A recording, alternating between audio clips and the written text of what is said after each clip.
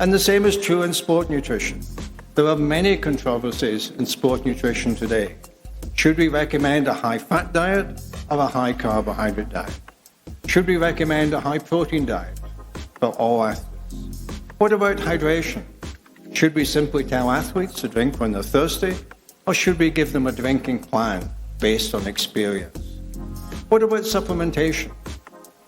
Vitamin D, iron, and a number of other supplements are often used routinely. And of course, many of the ergogenic supplements are subject to considerable debate. So there's little agreement, and we have to try to understand how we got to a situation where even today we cannot agree on some of the fundamental principles on which sport nutrition is based. And we might ask, why is there so much controversy? Well, in most areas, the evidence is incomplete and often it's conflicting. There are few areas where we can find a number of research papers from different laboratories that come to the same conclusion and allow us to give definitive advice. In many cases, there are strong beliefs based on that incomplete evidence. In other cases, there are strong beliefs which are not based on any evidence at all. Sometimes there's a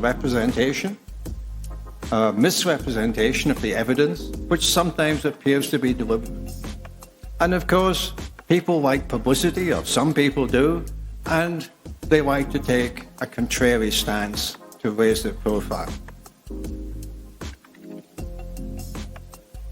I keep losing the picture. And the debate as to whether we should eat a high carbohydrate or a high fat diet is a good example of where there are strong opinions and a clear division. Should an endurance athlete eat a high carbohydrate diet in training, or is it better to eat a high fat diet? And if you go to the web, you'll see a large amount of debate and some very strong opinions voiced. So we should go to reputable sources. And what's more reputable than the British Journal of Sports Medicine, the highest impact factor in the field?